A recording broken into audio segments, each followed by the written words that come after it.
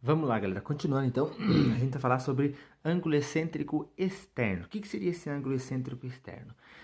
Excêntrico aqui vem da ideia de o ângulo não estar relacionado com o centro da circunferência, tá? E externo, porque aí esse ângulo vai estar aqui para fora da circunferência. Depois a gente vai ter o interno, tá? Então, esse ângulo P aqui, ó, o ponto P, né, é um ponto fora aqui da circunferência, e o ângulo excêntrico é esse daqui, ó, o ângulo X aqui, ó.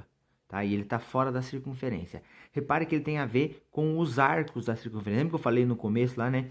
Que a gente tem os arcos da circunferência, né? Então, os arcos têm a ver com o ângulo central, certo? Às vezes ele pode formar o arco aqui, o ângulo alfa, né? Às vezes ele pode formar o ângulo formado pelo arco AD.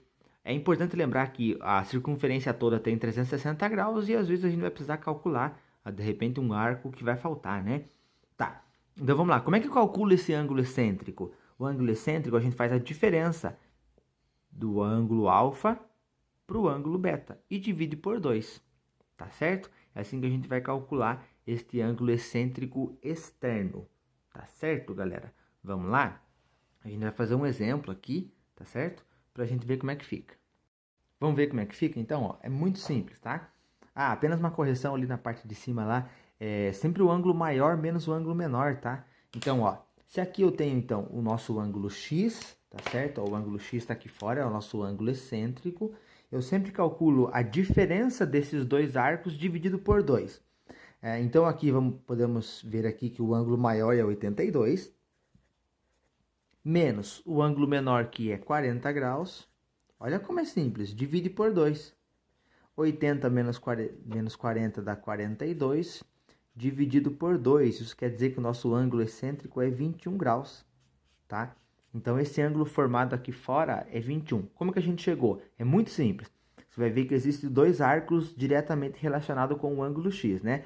O arco DC aqui, que é o 82 graus, e o arco AB, que é 40 graus. Então, aqui como que eu calculo? A diferença entre eles, tá? A diferença, eu faço esse menos esse.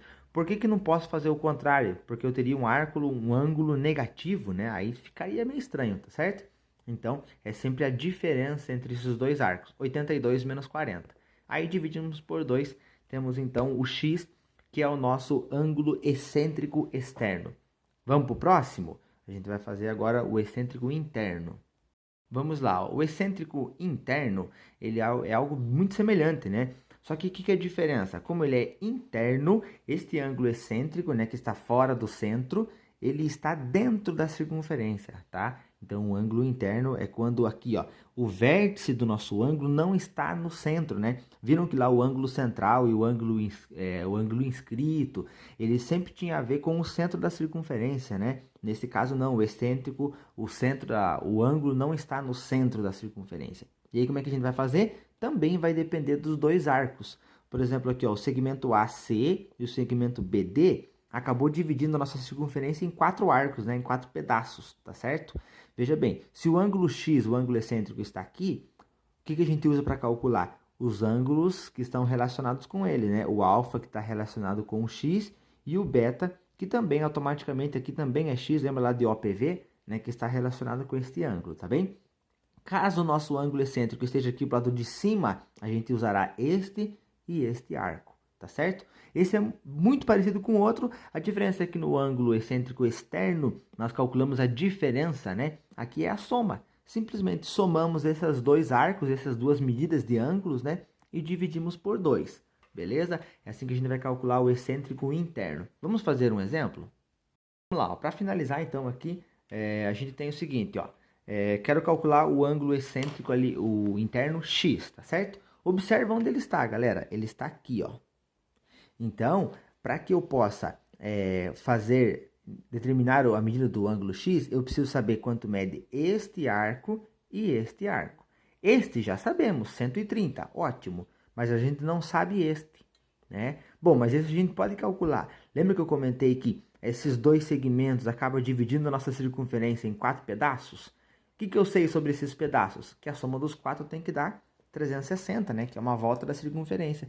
Então, vamos ver aqui, ó. Vamos juntar o 130 com o 70 com o 60. Vamos ver quanto vai dar? 10, 16...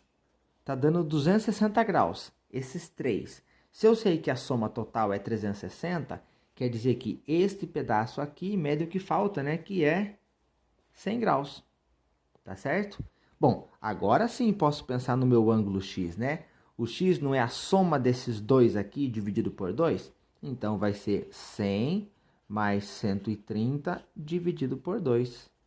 Aqui vai dar 230, né? 230 dividido por 2, o nosso ângulo vai dar 115 graus. Tá certo, galera? Viu como é simples? Tranquilo, né? Muito de boa. Beleza? E é isso. Finalizamos, então, essa parte inicial dos ângulos da circunferência. Valeu, galera? Anota tudo aí e até a próxima.